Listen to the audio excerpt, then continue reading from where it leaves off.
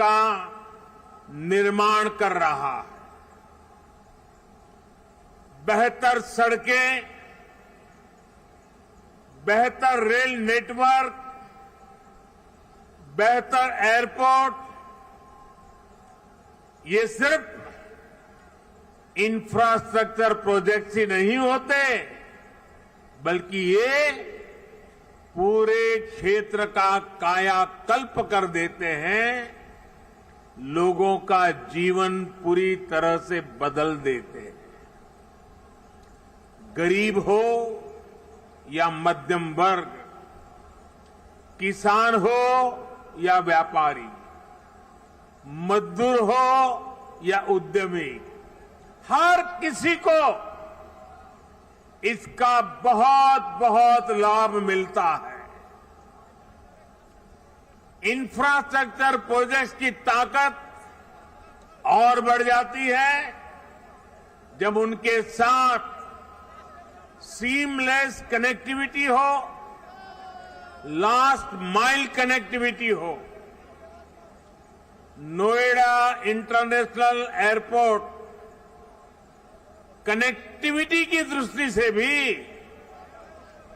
एक बेहतरीन मॉडल बनेगा।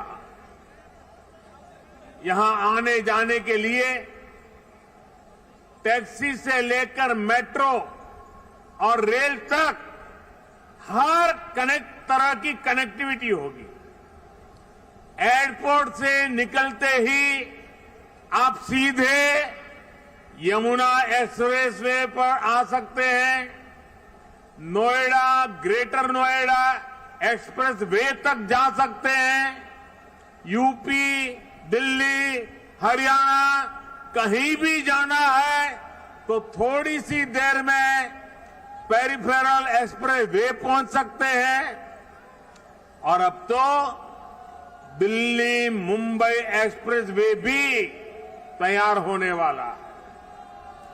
उससे भी अनेकों शहरों तक पहुंचना आसान हो जाएगा। यही नहीं, यहां से डेडिकेटेड फ्रेट कॉरिडोर के लिए भी सीधी कनेक्टिविटी होगी।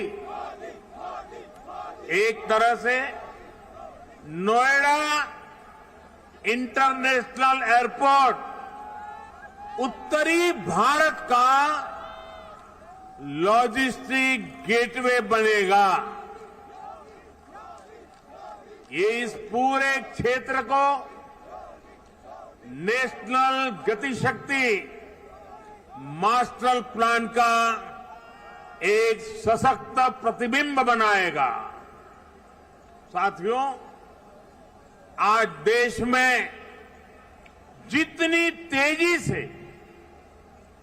एविएशन सेक्टर में वृद्धि हो रही है, जिस तेजी से भारतीय कंपनियां सैकड़ों नए विमानों को खरीद रही है, उनके लिए भी नोएडा इंटरनेशनल एयरपोर्ट की बहुत बड़ी भूमिका होगी।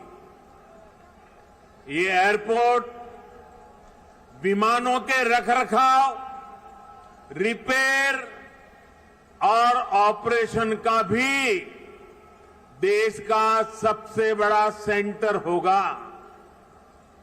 यहां 40 एकड़ में maintenance, repair and overhaul MRO सुविधा बनेगी, जो देश विदेश के विमानों को सर्विस देगी और सैकड़ों युवाओं को रोजगार उपलब्ध कराएगी।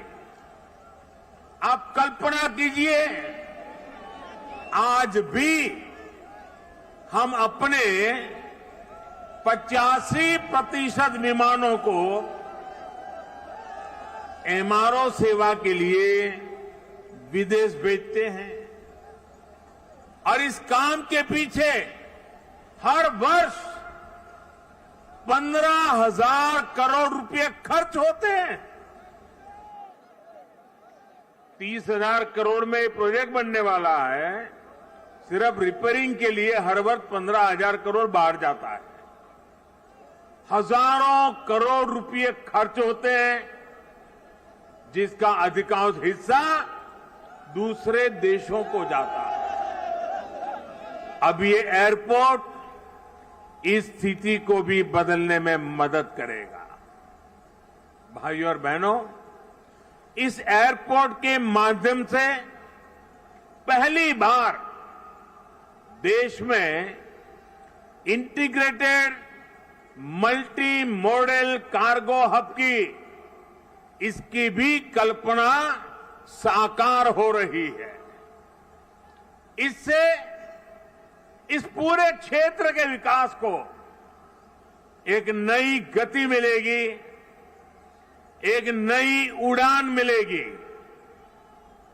हम सभी ये जानते हैं कि जिन राज्यों की सीमा समंदर से सटी होती है, उनके लिए बंदरगाह, पोर्ट बहुत बड़े एसेट होते हैं। विकास के लिए उसकी एक बहुत बड़ी ताकत काम आती है। लेकिन यूपी जैसे लैंडलॉक्ड राज्यों के लिए यही भूमिका एयरपोर्ट की होती है। यहां अलीगढ़, मथुरा, मेरठ, आगरा, बिजनौर, मुरादाबाद, बरेली ऐसे अनेकों औद्योगिक क्षेत्र हैं। यहां सर्विस सेक्टर का बड़ा इकोसिस्टम भी है और एग्रीकल्चर सेक्टर में भी पश्चिमी उत्तर प्रदेश की अहम हिस्सेदारी है। अब इन क्षेत्रों का सामर्थ्य भी बहुत ज्यादा बढ़ जाएगा। इसलिए ये इंटरनेशनल एयरपोर्ट एक्सपोर्ट के एक बहुत बड़े केंद्र को अंतर्राष्ट्रीय बाजारों से सीधे कनेक्ट करेगा। अब यहां के किसान साथी, विशेष रूप से छोटे किसान, फल, सब्जी, मछली जैसी जल्दी खराब होने वाली उपज को सीधे एक्सपोर्ट कर पाएंगे। हमारे जो खुर्जा क्षेत्र के कलाकार हैं, मेरठ की स्पोर्ट्स इंडस्ट्री है, सहारनपुर का फर्नीचर है, मुरादाबाद का पीतल उद्योग है, आगरा का फुटवियर और पैठा है, पश्चिमी यूपी के अनेक एमएसएमईज को भी विदेशी मार्केट तक पहुंचने में अब और आसानी होगी। साथियों, किसी भी क्षेत्र में एयरपोर्ट के आने से परिवर्तन का एक ऐसा चक्र शुरू होता है जो चारों दिशाओं को लाभ पहुंचाता है। हवाई अड्डे के निर्माण के दौरान रोजगार के हजारों अवसर बनते हैं। हवाई अड्डे को सुचारू रूप से चलाने के लिए भी हजारों लोगों की आवश्यकता होती है। पश्चिमी यूपी के हजारों लोगों को ये एयरपोर्ट नए रोजगार भी देगा। राजधानी के पास होने से पहले ऐसे क्षेत्रों को एयरपोर्ट जैसी सुविधाओं से नहीं जोड़ा जाता था। माना जाता था कि दिल्ली में तो एयरपोर्ट और दूसरी सुविधाएं है ही। हमने इस सोच को बदला। आज देखिए, हमने हिंडन एयरपोर्ट को यात्री सेवाओं के लिए चालू किया। इसी प्रकार हरियाणा के हिसार में भी एयरपोर्ट पर तेजी से काम चल रहा है। भाइयों और बहनों, जब एयर कनेक्टिविटी बढ़ती है तो टूरिज्म भी उतना ही ज्यादा फलता फूलता है। हम सभी ने देखा है कि माता वैष्णो देवी की यात्रा हो या फिर केदारनाथ यात्रा, हेलीकॉप्टर सेवा से जुड़ने के बाद वहां श्रद्धालुओं की संख्या में निरंतर बढ़ोतरी हो रही है। पश्चिमी यूपी के प्रसिद्ध टूरिस्ट और आस्था से जुड़े बड़े केंद्रों के लिए नोएडा इंटरनेशनल एयरपोर्ट भी यही काम करने वाला है। साथियों, आजादी के 7 दशक बाद पहली बार उत्तर प्रदेश को वो मिलना शुरू हुआ है जिसका वो हमेशा से हकदार रहा है। डबल इंजन की सरकार के प्रयासों से आज उत्तर प्रदेश देश के सबसे कनेक्टेड क्षेत्र में परिवर्तित हो रहा है। यहां पश्चिमी यूपी में भी लाखों करोड़ रुपए के प्रोजेक्ट पर तेजी से काम चल रहा है। रैपिड रेल कॉरिडोर हो, एक्सप्रेस वे हो, मेट्रो कनेक्टिविटी हो, पूर्वी और पश्चिमी समंदर से यूपी को जोड़ने वाले डेडिकेटेड फ्रेट कॉरिडोर हो, ये आधुनिक होते उत्तर प्रदेश की नई पहचान बन रहे हैं। आजादी के इतने सालों तक तो उत्तर प्रदेश को ताने सुनने के लिए मजबूर कर दिया गया था। कभी गरीबी के ताने, कभी जात पात की राजनीति के ताने, कभी हजारों करोड़ रुपयों के घोटालों के ताने, कभी खराब सड़कों के ताने, कभी उद्योगों के अभाव के ताने, कभी ठप पड़े विकास के ताने, कभी अपराधी माफिया और राजनीति के गठजोड़ के ताने। यूपी के कोटि कोटि सामर्थ्यवान लोगों का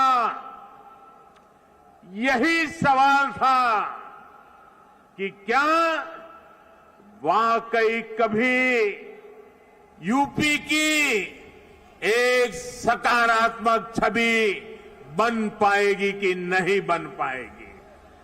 भाइयों बहनों, पहले की सरकारों ने जिस उत्तर प्रदेश को अभाव और अंधकार में बनाए रखा, पहले की सरकारों ने जिस उत्तर प्रदेश को हमेशा झूठे सपने दिखाए, वही उत्तर प्रदेश आज राष्ट्रीय ही नहीं अंतर्राष्ट्रीय छाप छोड़ रहा है। आज यूपी में अंतर्राष्ट्रीय स्तर के मेडिकल संस्थान बन रहे हैं। आज यूपी में अंतर्राष्ट्रीय स्तर के शिक्षण संस्थान बन रहे हैं। अंतर्राष्ट्रीय स्तर के हाईवे, एक्सप्रेसवे, अंतर्राष्ट्रीय स्तर की रेल कनेक्टिविटी, आज यूपी मल्टीनेशनल कंपनियों के निवेश का सेंटर है। ये सब कुछ आज हमारे यूपी में हो रहा है। इसलिए ही आज देश और दुनिया के निवेशक कहते हैं, उत्तर प्रदेश यानी उत्तम सुविधा, निरंतर निवेश। यूपी की इसी अंतर्राष्ट्रीय पहचान को यूपी की इंटरनेशनल एयर कनेक्टिविटी नए आयाम दे रही है। आने वाले 2-3 सालों में जब एयरपोर्ट काम करना शुरू करेगा तो यूपी 5 इंटरनेशनल एयरपोर्ट वाला राज्य बन जाएगा। साथियों, यूपी में और केंद्र में पहले जो सरकारें रही, उन्होंने कैसे पश्चिमी उत्तर प्रदेश के विकास को नजरअंदाज किया, उसका एक उदाहरण ये जेवर एयरपोर्ट भी है।